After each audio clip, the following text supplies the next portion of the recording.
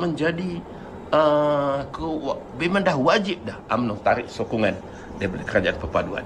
Bila kau tikam belakang di Negeri Sembilan, kau tikam belakang di Johor, kau langsung tak layan Pakatan Harapan, satu jawatan pun kau tak bagi, itu menunjukkan bahawa UMNO BN tidak ikhlas.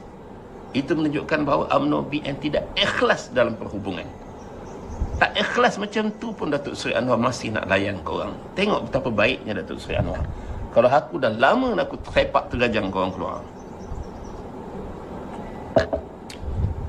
Jadi saya minta tak perlu tunggu subuh, tak perlu tunggu subuh pagi esok. Sekarang juga kita minta Zaid Hamidi umumkan tarik sokongan sekarang juga. Tak perlu tunggu lagi subuh nanti kan. Tak perlu tunggu subuh. Sekarang juga engkau akan letak jawatan.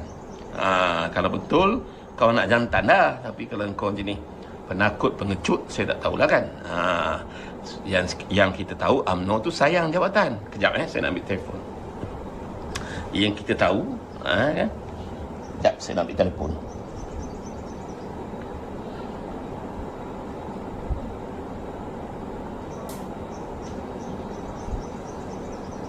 Yang kita tahu tuan-tuan, UMNO tu perangai dia sama macam Akmal Saleh. Sayang jawatan. Takut letak jawatan. Sebab dengan jawatan tu dapat duit, dapat announce kan. Jadi tak payahlah kau nak berselindung dan sebagainya. Jadi saya nak cadangkan engkau jangan tunggu subuh.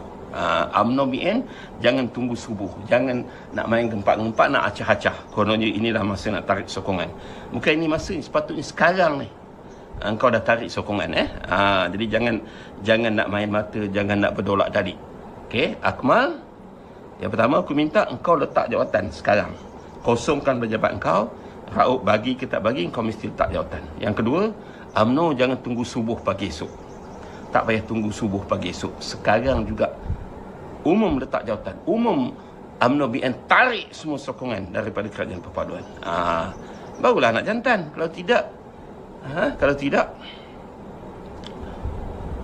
tidak engkau orang tu hanyalah bermain kata-kata ataupun cuba nak mencari populariti kan.